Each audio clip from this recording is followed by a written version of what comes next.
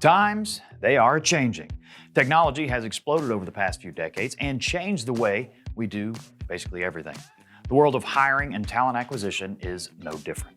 It's constantly evolving and incorporating new technologies and approaches in order to hire the right people for the right jobs. For instance, we now have many who work remote or have flexible schedules, regularly take video calls, and some companies have even embraced a completely virtual online interview and orientation process. You may even be employing one or more of these things yourself, but there is something else that is changing in the world of talent acquisition. There's a critical shift that's been taking place.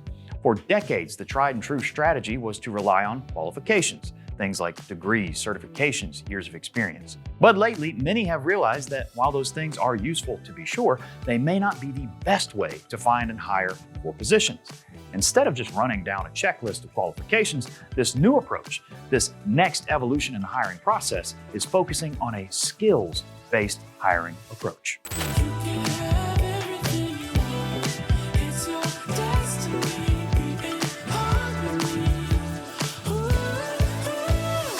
Hello everyone, and welcome back to the Recruiting Roundup. For Randall Reilly, I'm Joshua Miller. Each episode of our show here, we take a closer look at a different recruiting or talent acquisition topic.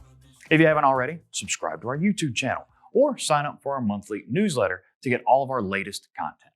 And of course, don't forget to like and share our video right here. Now let's get back to skills-based hiring. Before we get into the nitty-gritty, I do want to make it clear, I'm not advocating totally ignoring or abandoning qualifications altogether. There are some positions that have very firm and very necessary qualifications. If you're looking for a surgeon, you're going to want someone who's actually been to medical school and has a medical degree, right?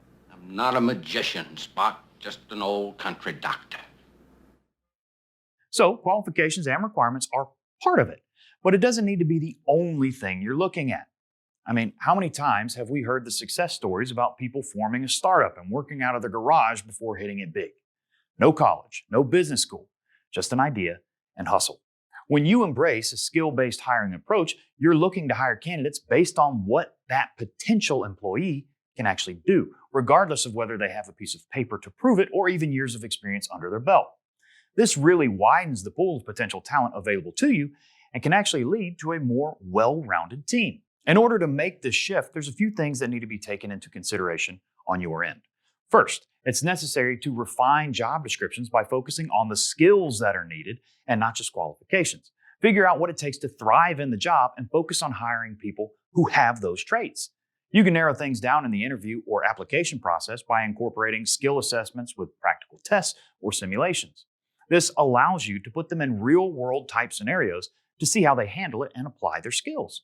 It also lets you identify problem solvers and figure out which candidate is the best fit for you.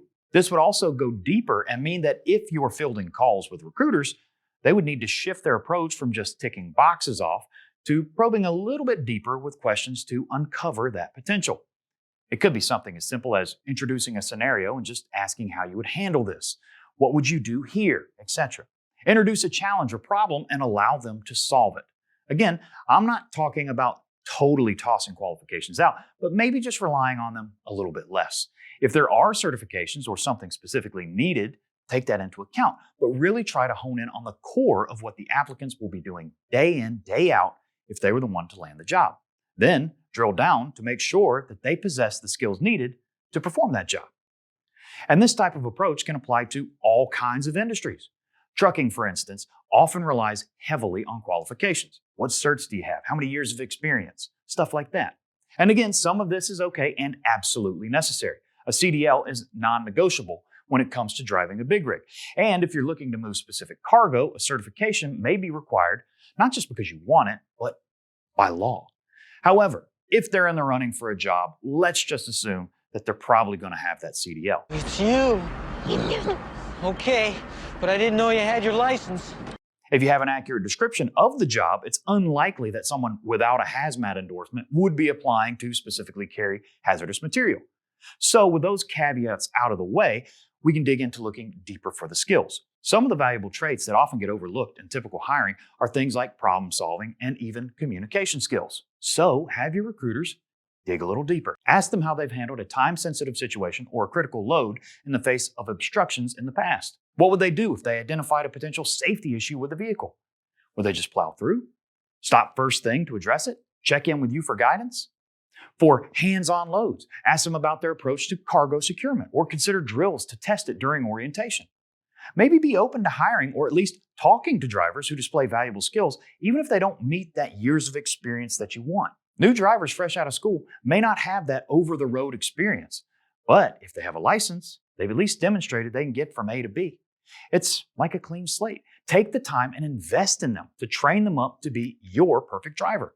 Find guys and gals with great communication skills who are able to think on their feet and give them the experience they need. Work with them, and you could just find yourself not only a valued but loyal driver for years to come. I told you that when we set out to do a job together, we do it together, Roger? Qualifications certainly have their place. However, skills-based hiring can unlock potential and build up a workforce equipped for challenges moving forward. By focusing on skills, you can build a team that meet and exceed your expectations and needs. If you have any questions or you would like to work with our team here, including our own RPO team, who can scale up or down as much as you like, I've included some links down below. Reach out to our team and let us work with you to help you meet your goals. You can also check out more episodes of the Recruiting Roundup where we cover all sorts of topics. You can find all of our previous episodes on the Recruiting Roundup playlist over on YouTube, or just search Recruiting Roundup on the Randall Reilly site. We'll be back here next time with another look at a new recruiting or talent acquisition topic. Until then, thanks for watching.